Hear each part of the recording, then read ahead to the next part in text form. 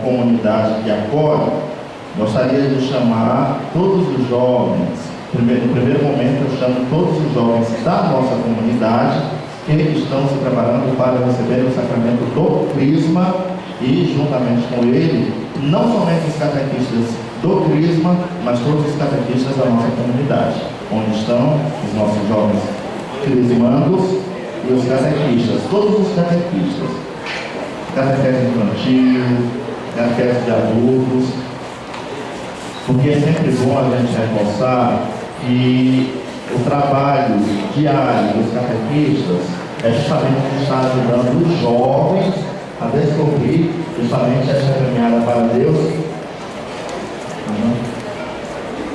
Aqui nós temos os catequistas e os jovens que estão se preparando para receber o sacramento do Crisma no ano que vem, né?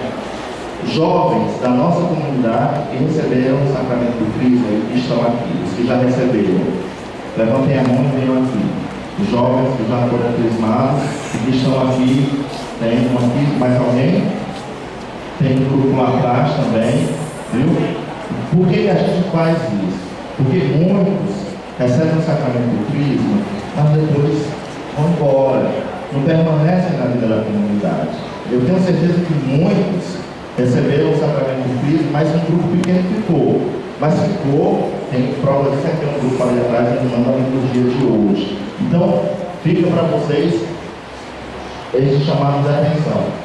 Sejam crismados, mas permaneçam na comunidade, vindo às missas, se engajando em alguma pastoral, em algum movimento, em alguma associação, mas ajudando a comunidade mãe, comunidade que acolhe vocês, que dá passos e que ensina também a vocês a crescer com maturidade para o próprio Cristo, tá bom?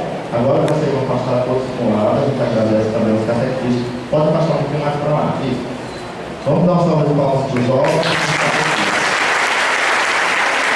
Outra coisa.